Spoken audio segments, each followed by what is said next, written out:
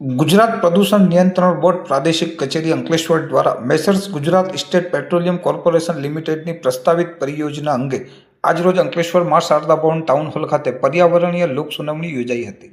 આ સુનાવણીમાં દીવી, દીવા, આંબોલી અને બોઈદરા સહિતના ગામના નાગરિકો હાજરી આપી હતી। પ્રોજેક્ટ અંતર્ગત અંકલેશ્વર બ્લોકમાં 12 કુવાઓનું ડ્રિલિંગ અને વિકાસ હાથ ધરાશે, જેમાંથી દરરોજ આશરે 240 ઘન મીટર ક્રૂડ ઓઇલ અને 60,000 ઘન મીટર એસોસિએટેડ નેચરલ ગેસનું ઉત્પાદન થવાનું અનુમાન લગાવવામાં આવી રહ્યું છે।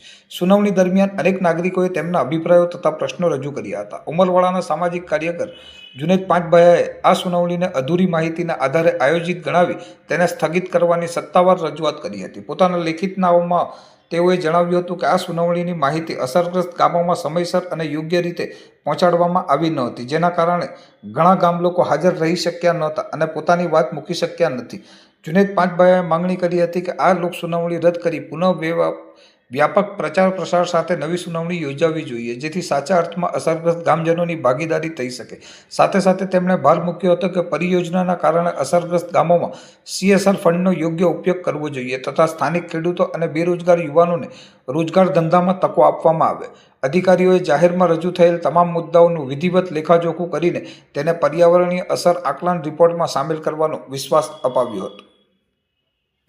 આજે અંકલેશ્વરમાં GSPCની લોક સુનાવણી રાખવામાં આવેલ હતી અને આ લોક સુનાવણી એમના 12 જે ગેસ અને પાઇપલાઇન અર્થેના જે કંઈ એમની રજૂઆત હતી એ અંતર્ગત રાખવામાં આવેલી હતી અને જેના જે 70 અસરગ્રસ્ત ગામો છે, 70 અસરગ્રસ્ત ગામોને એની જાણ, એના સારાંશની નકલો મોકલવામાં આવેલી હતી। સાથે સાથે 1 મહિના અગાઉ ઇન્ડિયન એક્સપ્રેસ અને સંદેશમાં પણ એની પ્રસિદ્ધિ કરવામાં આવેલી હતી। ગામજનોની જે કંઈ રજૂઆત કે જે કંઈ સૂચનો છે કે આવેલા છે એ તમામનું પ્રોજેક્ટ પ્રપોનન્ટ દ્વારા સંતોષકારક ઉકેલ મેળવવામાં આવશે।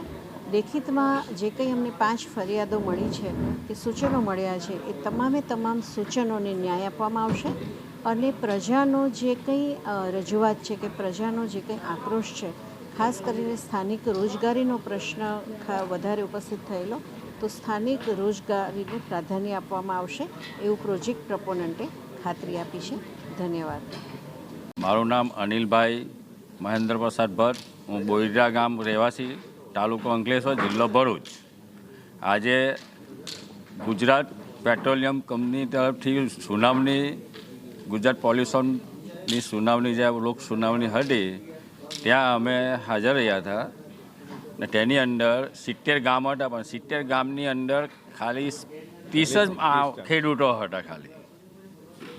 આ સુનાવણી ઓલરેડી હોય જ ના શકે, એને એ મુલતે એ રિજેક્ટ કરવી જોઈએ, ફરજિયાત કરવી કે ગેસ લાઇન ને રસ્તાઓ અને આ છે અને આ જે પ્રોજેક્ટ આવે છે તેનો અમે તો વિરોધ તો કરીએ જ છીએ, પણ ગવર્મેન્ટને એના ગાઈડન્સની વિકાસને લીધે અમે એની આગળ અમારું કંઈ ચાલતું નથી। પ્રોજેક્ટ આવવાથી તમને શું નુકસાન થાય?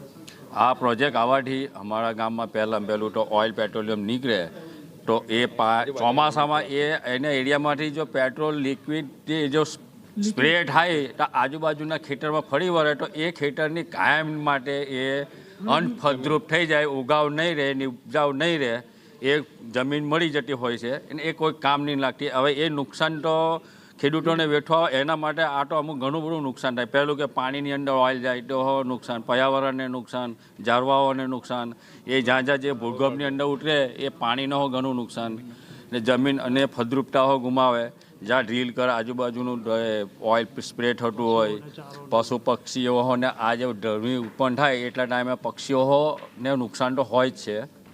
આ ઓઇલ સ્પ્રે થતું હોય, આ રીતનું ભૂગર્ભ જળને તો ઘણું નુકસાન થાય ને ખેડૂતને આજુબાજુનો એરિયા જમીનો ઘણો નુકસાન થવાની સંભાવના રહે છે।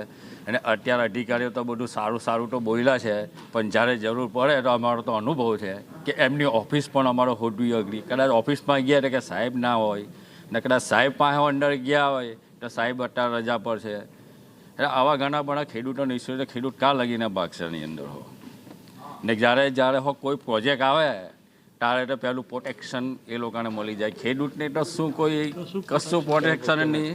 કોઈ જાતનું લેખિત એની અંદર પોલીસ પ્રોટેક્શન માગે એટલે ખેડૂતને લાચાર એને પોલીસને જે કર્મચારીઓ હોય તે ખેડૂતના છોકરા જ હોય એટલે ખેડૂતના છોકરા સામે હામી લડાટ આ અંગ્રેજ નીતિ થઈ ગઈ પછી અંગ્રેજ લોકો પણ આ રીતના શાસન કરી ગયું કે આપણા લોકોને લડાવ્યા ને એ લોકો રાજ કર્યું એ રીતનું આ અંડફળો ચાલી રહ્યું છે કે હવે ખેડૂતો લડે ને ઉપરના અધિકારીઓ રાજ કરતા છે. ઓકે